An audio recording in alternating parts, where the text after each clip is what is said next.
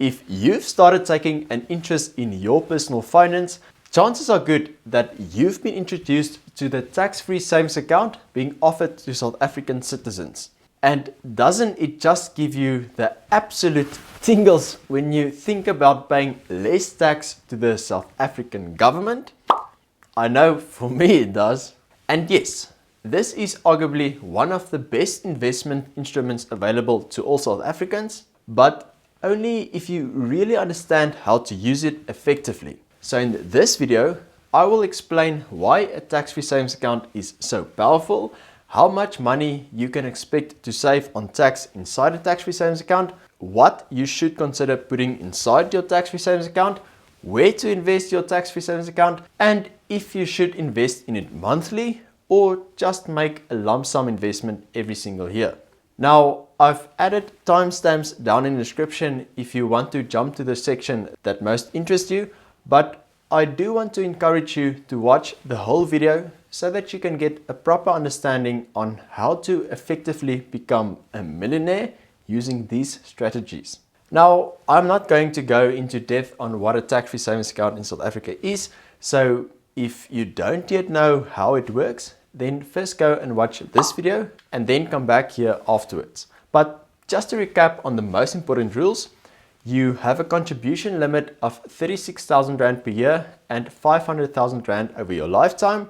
All your investments within a tax-free savings account grows tax-free, and anything that exceeds the contribution limit amounts are taxed at a penalty of 40%. You can also not replace any funds that you've withdrawn from your tax-free savings account, and you can basically put anything inside a tax-free savings account except for single stocks, commodities or ETNs. Now, since the South African government introduced the tax-free savings account in 2015, almost every large insurance company, asset management house, bank and fintech company started offering tax-free savings accounts. The options to choose from can be quite overwhelming for the average beginner investor, especially when you start to compare costs, ease of use and performance. And this can cause many people to either stay away from it entirely or, even worse, to invest in the wrong vehicles. So, let's make sure that you are not one of those and get started with this video. Now, in order to understand why a tax-free savings account is so effective and powerful, we first need to see what taxes you would normally pay on discretionary taxable investments, as it is, in essence, these taxes that you will be saving. First up is interest tax, which will need to be paid when investing in bonds and cash investments. The good thing is that interest earned from a South African source is exempt per annum up to an amount of 23,800 Rand for individuals younger than 65 and 34,500 for individuals older than 65. Once you exceed this exempted threshold, the balance is added to your income and taxed according to your marginal tax rate, which for some richie South Africans can be as high as 45%. If you earn interest from foreign investments, these are added directly to your income, so unfortunately no exemption from these, although you can deduct any foreign tax you've already paid on these investments. Next up is dividend withholding tax. Companies paying dividends to shareholders generally hold around about 20% of its value back before paying out the balance or reinvesting it back into the shares. So you don't have to physically pay SARS the 20% tax, as these are already withheld before any money hits your pocket. Dividends are mostly received when investing in shares or equity. Foreign dividend income tax is a bit more complex to calculate, as it depends on what type of tax agreement SA has with the specific country you are invested in, but you can be sure to be paying tax on these as well, but it will never be more than 20%. Next up is net rental income tax. When invested in real estate investment trusts or listed property, the tax calculation becomes a bit more complex. In the most basic form, the net rental income that you receive from both local and foreign property investments will be added to your normal income and then taxed according to your marginal tax rate, which again can be pretty high for some of us. And lastly, we have capital gains tax, or CGT. CGT will come into play when you decide to sell part or your entire investment. If the price of the investment has increased since the last time you invested, you will have to pay tax on this gain or profit. Now, everyone gets an annual exclusion on CGT of 40,000 Rand, and then only 40% of the balance, meaning your profit minus the annual exclusion, is taxed according to your marginal tax rate, which means that the ultimate CGT tax rate can range anywhere from 7.2 to 18%, depending on which tax bracket you fall into. CGT on foreign investments are taxed in the same way. However, if the asset is held in a foreign currency, the capital gain is calculated first in the foreign currency of the investment and then converted back to rands. So now you might be asking, how much tax will a tax-free savings account actually save you? Now, this will really depend on which underlying assets you choose to invest in, which I will get to in a minute.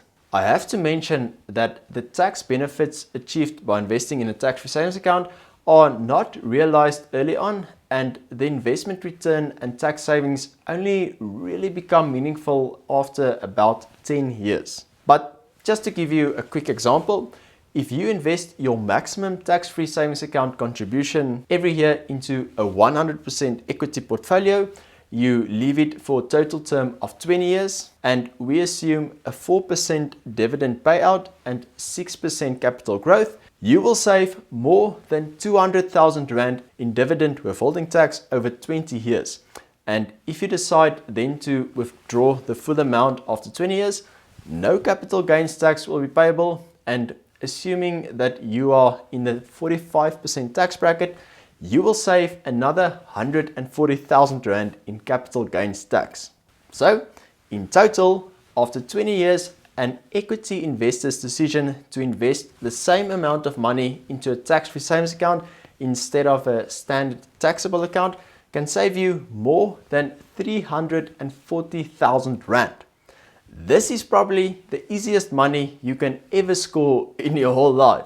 Now, you should know by now that there are 4 main asset classes that you can invest in: shares, property, bonds, and cash. If you don't yet know what each one of these is and how they work, then go watch these videos first. Okay, so let's see how each one will perform inside a tax-free savings account. As mentioned earlier, cash and bond investments are seen as interest-bearing investments, which means you will earn interest that will be taxed as interest tax. Now, in the majority of instances, it is of no real benefit to include these in a tax-free savings account. And here is why. Since we all already have an interest tax exemption every year, there will be no benefit to house interest-bearing investments inside a tax-free savings account until your annual income from interest is in excess of these thresholds. This means that for a tax-free savings account to be really worthwhile in an interest-bearing investment that earns a 5% return, for example, you will need over 476,000 Rand under the age of 65 and 690,000 Rand over the age of 65 in your tax-free savings account before you receive a single Rand of tax benefit. And to get to that amount, you will need to save for more than a decade where you will not benefit from the tax-free allocation at all, which is a really poor use of such a powerful investment vehicle. Now, product providers offering fixed deposits or savings account in a tax-free savings account, such as banks, seem to conveniently leave out this piece of information in their marketing materials, which is quite alarming, as many people who do not understand this concept get swayed to invest into something that may not be in their best interest. See what I did there? Right, so now let's look at property investments. Properties can be bought by means of a real estate investment trust, or REIT. A REIT can effectively achieve a zero tax rate at corporation level should they distribute all of their taxable earnings to shareholders. In South Africa, REITs are required to distribute at least 75%. REITs are also exempt from paying dividend withholding tax, and distributions are therefore taxed in the hands of the shareholders, which will be us, at 20%. And if you decided to sell your REIT investment later at a profit, you will generally need to pay CGT as mentioned earlier. But if these investments are inside a tax-free savings account, then you are exempt from paying tax on the income received from the REIT's earnings, which would have been added to your marginal tax rate, the dividend withholding tax of 20%, and the capital gains tax, which can be as high as 18%.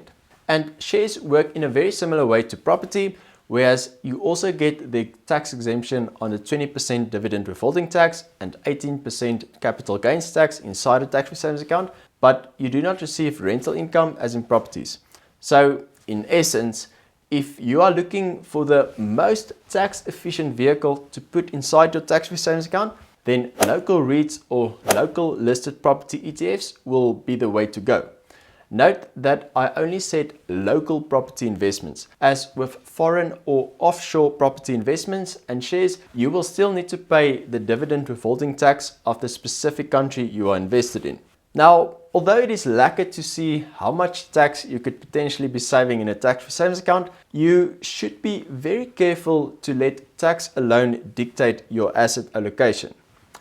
Yes, the cost of your investment, which essentially includes tax, does have a big influence on your returns. But still, the main driver of your growth will be your asset allocation.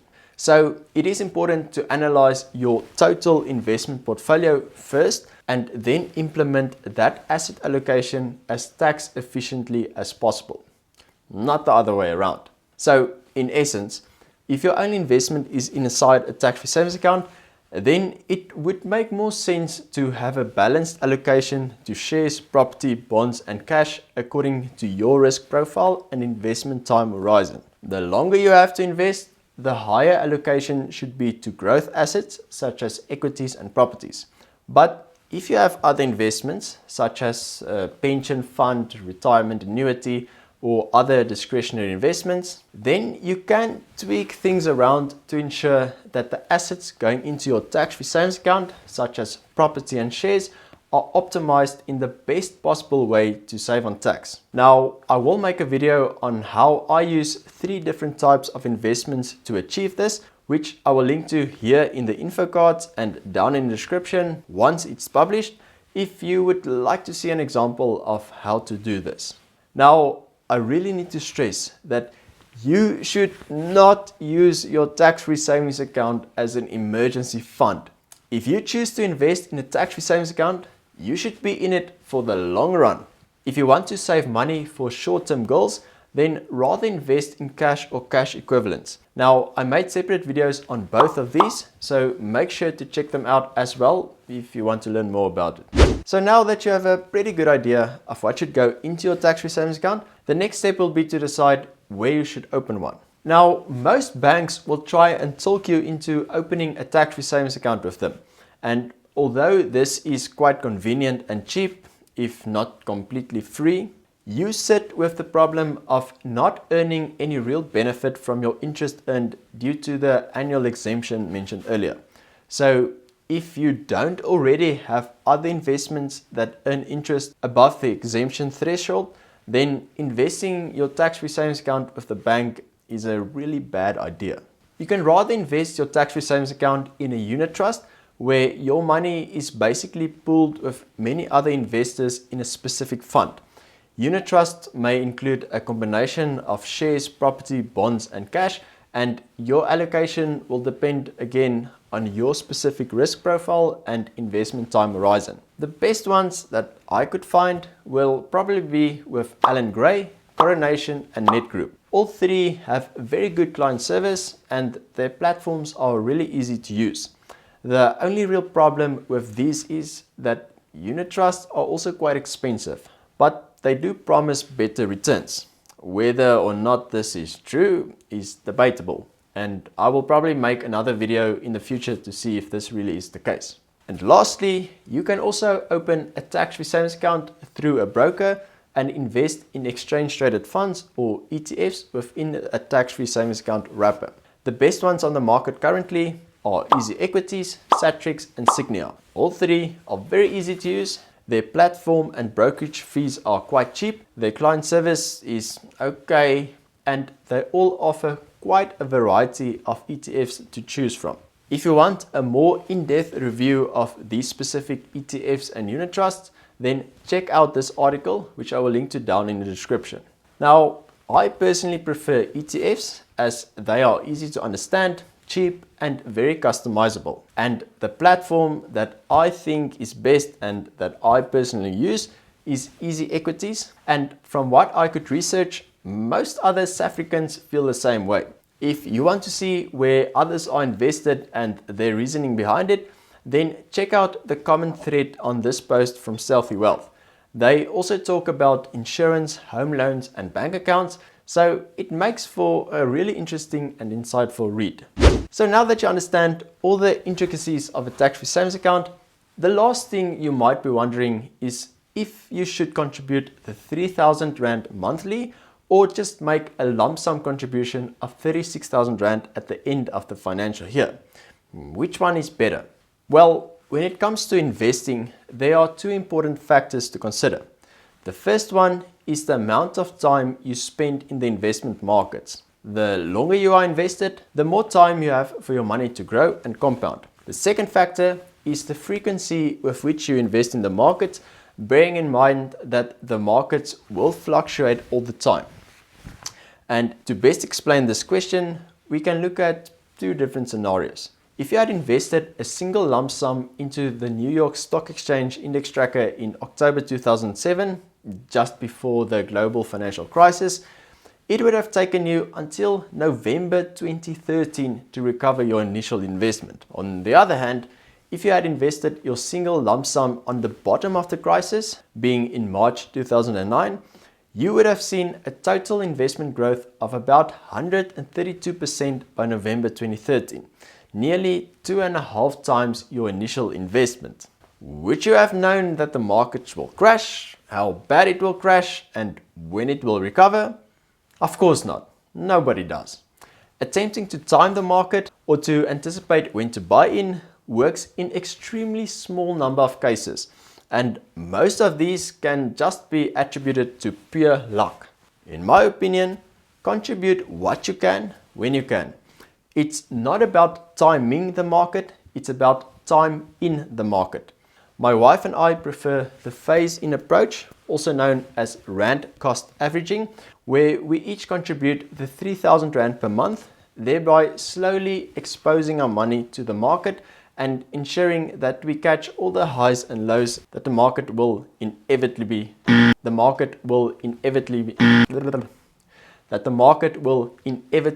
offer. Now, if after this video you realize that your tax-free savings account is invested in the wrong vehicles or with the wrong provider, then it is absolutely possible to move it. Just be very careful how you go about doing it. Do not withdraw the money and then redeposit it into a new tax-free savings account. Such an action would be seen as a withdrawal, and any reinvestment will then count towards your annual and lifetime allowance. And if you exceed the annual contribution limit, which you probably will, you will then get clapped with a lelik tax penalty of 40% on the excess. This small mistake can very well cripple your retirement savings. Rather, just contact the provider to whom you would like to transfer, and they will send you the appropriate paperwork to fill in and steps to take. This whole process is usually rather seamless. The transfer should be penalty free, and being in a tax-free savings account, also tax-free. Please just make sure that you do it in the right way. Now, I hope that this video helped to convince you that a tax-free savings account is arguably one of the best deals in South Africa. If you are thinking of starting to invest, then a tax-free savings account should be your first priority. After you reach its contribution limits, then start adding to a RA or pension fund. But before doing any of this, make sure you have proper insurance as well as 3 to 6 months worth of living expenses in an emergency fund. If you want to learn more about why this is the case, then check out this video. And if you want to learn more about retirement annuities and specifically which ones are currently the best ones on the market, then check out these two videos as well. Thank you for watching this video, guys. I really hope that it has been helpful, and if you did find it very helpful, please consider leaving a like, as that really do motivate me to continue making these videos. And if you have any questions with regards to tax-free savings accounts, just pop them in the comments. And if you are new to my channel, then welcome, and consider subscribing, as I make weekly videos on personal finance, entrepreneurship, investing, and just life hacks in general. As always, have a lucky day, and I'll see you in another video next week. Cheers.